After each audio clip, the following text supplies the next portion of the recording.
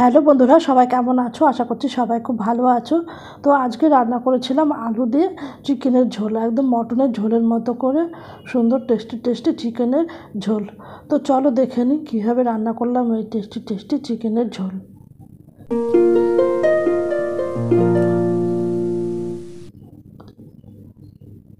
দেখো, এর জন্য প্রথমে আলু কেটে নিয়েছি। এবার আলুটার মধ্যে হলুদ আর লবণ মাখিয়ে নেব।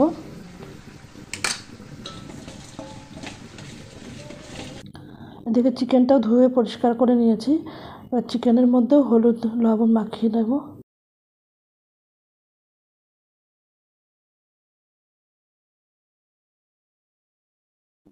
এবার ওভেনে একটা কড়াই বসিয়ে তাতে বেশ খানিকটা পরিমাণ সরষের তেল দিয়ে দেবো। দিয়ে এবার প্রথমে হলুদ নুন মাখানো আলুগুলো ভেজে নেব।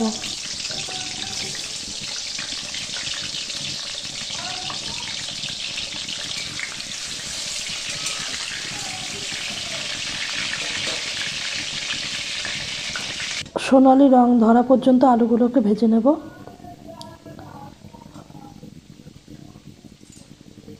দেখো, সুন্দর সোনালি রং ধরে গেছে। এবার আলুগুলোকে তুলে নেব।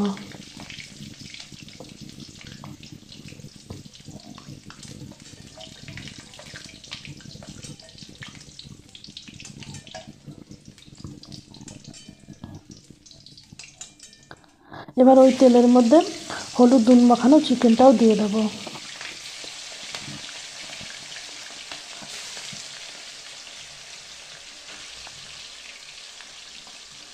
এবার চিকেনটাও ভালো করে ভেজে নেব। সুন্দর সোনালি রং ধরা পর্যন্ত চিকেনগুলোকে ভেজে নেব।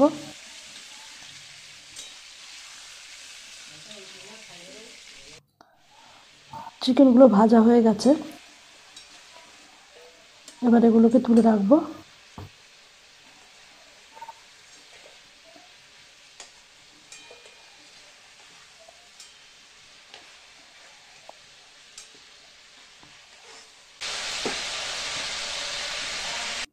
এবার ওই তেলের মধ্যে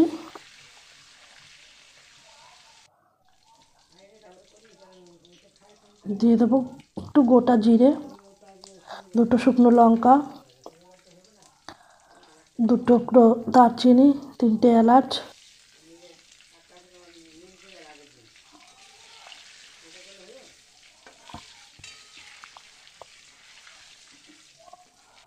দিয়ে এর মধ্যে দিয়ে দেবো কয়েকটা রসুন থেতো করে দিয়ে দেবো।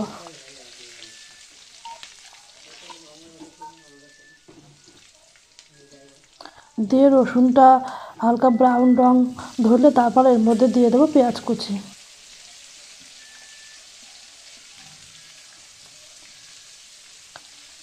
পেঁয়াজ কুচিটা দিয়ে ভালো করে নেড়ে চেড়ে পেঁয়াজটা ভাজা হতে দেবো।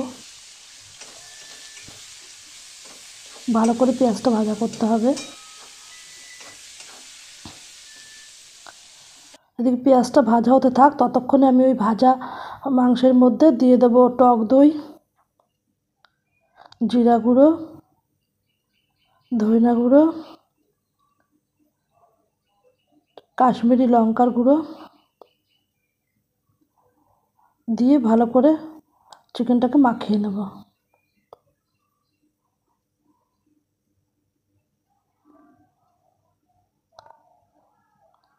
খুব ভালো করে সবটা মশলা চিকেনের সাথে মাখিয়ে নেব।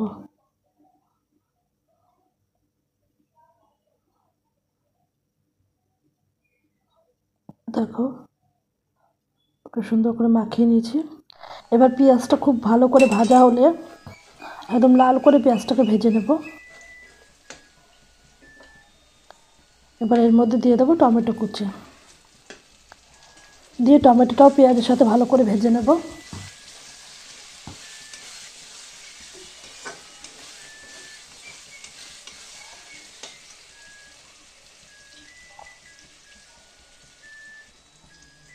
খুব ভালো করে ভাজা হলে এর মধ্যে দিয়ে দেবো লঙ্কার গুঁড়ো, হলুদ গুঁড়ো দিয়ে আবারও ভালো করে ভেজে নেব।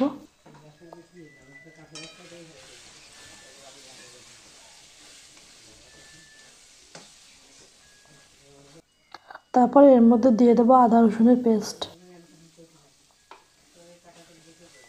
দিয়ে পুরো মশলাটাকে আবার ভালো করে কষাবো।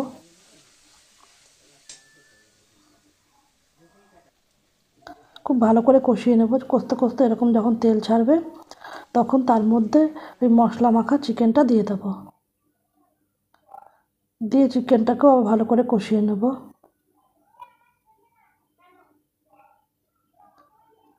ভালো করে চিকেনটাকে সুন্দর করে কষাবো।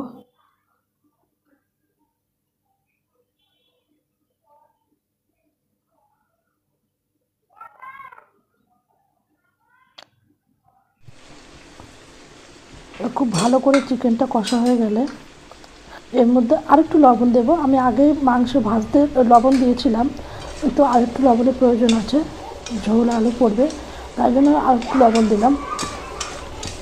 দিয়ে আবারও ভালো করে কষিয়ে নিলাম। নিয়ে এর মধ্যে দিয়ে দেবো বেশ খানিকটা পরিমাণ গরম জল। জলটা কেমন ঝোল রাখবো সেই বুঝে আর কি জলটা দিতে হবে, ঝোলের আন্দাজ বুঝে জলটা দিতে হবে। কী পরিমাণ আমি ঝোল রাখবো সেই বুঝে জলটা দিতে হবে। দিয়ে জলটা দিয়ে ভালো করে নেড়েচেড়ে চিকেনটা সেদ্ধ হওয়ার জন্য ঢেকে দেবো।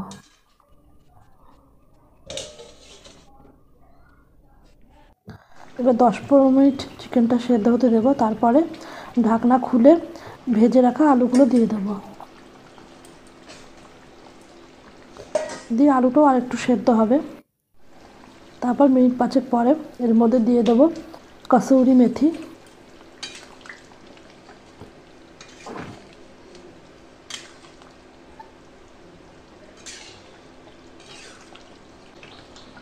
তারপর দিয়ে দেবো গরম মশলা।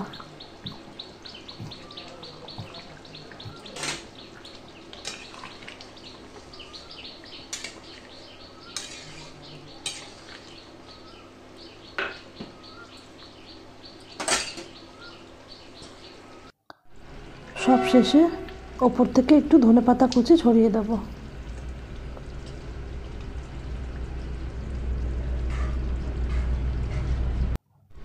তাহলেই তৈরি হয়ে যাবে আমার টেস্টি টেস্টি চিকেনের ঝোল, একদম মটনের ঝোলের মতো আলু দিয়ে চিকেনের ঝোল।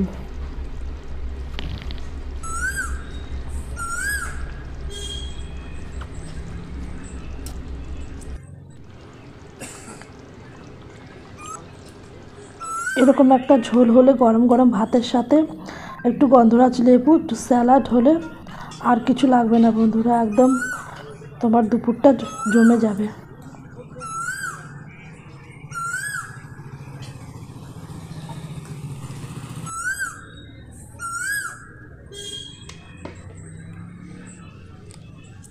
কি বন্ধুরা, চলবে নাকি? দেখো কি সুন্দর হয়েছে ঝোলটা, টেস্টি টেস্টি। আলুটাও দেখো কত সুন্দর সফট হয়েছে।